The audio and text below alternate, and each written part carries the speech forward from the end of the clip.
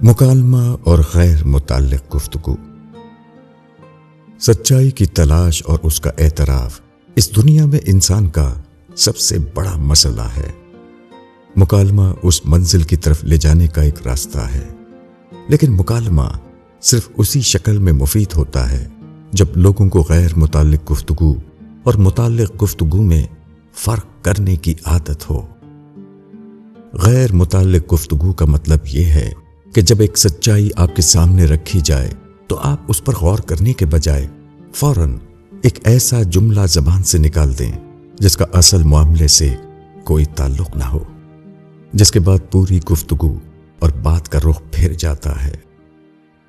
اس کی مثال ایسی ہے کہ آپ کسی شخص کو پاکستان کے حوالے سے معلومات دینا چاہیں اور یہ بتائیں کہ پاکستان 14 اگست 1947 کو وجود میں آیا۔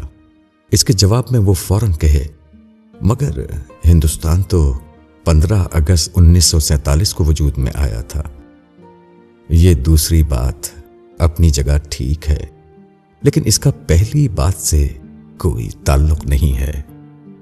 مگر اس کا نتیجہ یہ نکلتا ہے کہ گفتگو کا رخ پاکستان کے بجائے ہندوستان کی طرف مڑ جاتا ہے۔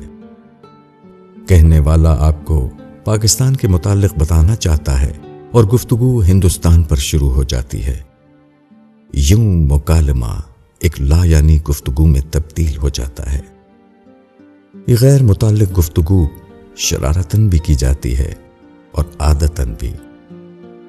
شرارتاً یہ کام وہ لوگ کرتے ہیں جو چاہتے ہیں کہ عام لوگ کسی سچائی تک نہ پہنچیں۔ چنانچہ جیسے ہی کوئی سچی بات سامنے آتی ہے، وہ فوراً ایک غیر متعلق بات شروع کر کے گفتگو کا رخ موڑ دیتے ہیں۔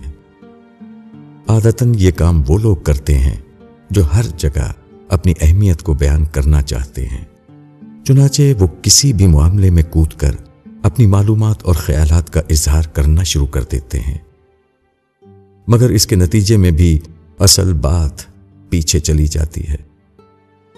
چنانچہ جس شخص کو سچائی سے دلچسپی ہو، اسے ہمیشہ متعلق اور غیر متعلق گفتگو میں فرق کرنے کی عادت ڈالنا چاہیے، ورنہ کسی مکالمہ اور مباحثے سے وقت کے ضیاع اور تعلقات کی خرابی کے سوا کچھ حاصل نہیں ہو سکتا۔ ابو یحییٰ